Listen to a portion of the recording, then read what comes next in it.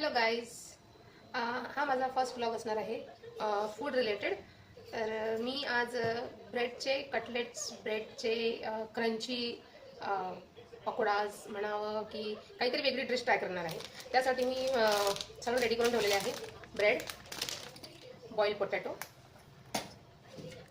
लागलेले ingredients, chilli आणि coriander leaves, मी सांबार वगैरे असं सगळं रेडी करून ठेवलेलं आहे.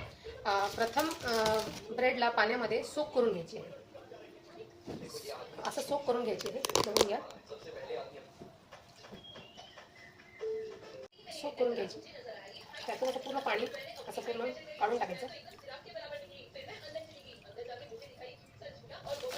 नंतर काय, तुम्हाला जितकी क्वांटिटी हवी असेल त्यानुसार असं ब्रेडमध्ये पाणी आतमध्ये गेलं पाहिजे आणि त्यातून पूर्ण पाणी असं पिळून काढायचं. म्हणजे काय होतं की ते फ्लफी होतील तुमचे. आणि हे झालेलं आहे, ब्रेड आहे सोक केलेली.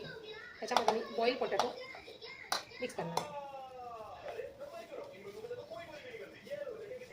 बॉईल पोटॅटो मिक्स केले, त्यानंतर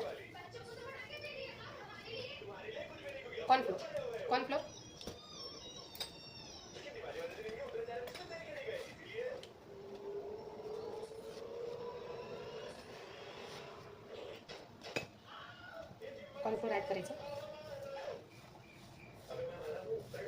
त्यानंतर तुम्हाला लागलेलं इन्ग्रेडियंट्स जसं मीठ आहे चवीनुसार, धनिया पावडर, मिरे पावडर, चिली फ्लेक्स, हळद, तिखट, हे सगळं असं प्रॉपरली मिक्स करून घ्यायचं. त्यामध्ये चिरलेली मिरची आणि सांबार हे असं सगळं मिक्स करून घ्यायचं आणि याचा एक मोठा डो बनवून ठेवायचा. म्हणजे जसा जितक्या प्रकार ज्या टाईपचा डो होईल तसा बनवून ठेवून द्यायचा. त्याच्यामध्ये पाणी मिक्स करायची गरज नाही. आता आपला डो रेडी झालेला आहे. याला असं गोल गोल असं लांब लांब करून मी थोडासा पोळे पाठवर असे थोडं त्याला फिरवून घेते.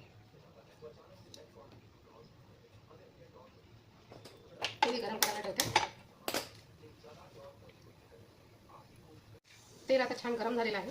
त्याच्यामध्ये असे स्मॉल जे nuggets, crispy balls, evening snacks टाईमचा जे हे आता आपले रेडी झालेले आहेत. माझी रेसिपी आता रेडी झालेली आहे आणि असे तुम्ही सर्व करून एन्जॉय करू शकता इव्हनिंग ब्रंच. बघा कसे असे फ्लफी झालेले आहेत छान.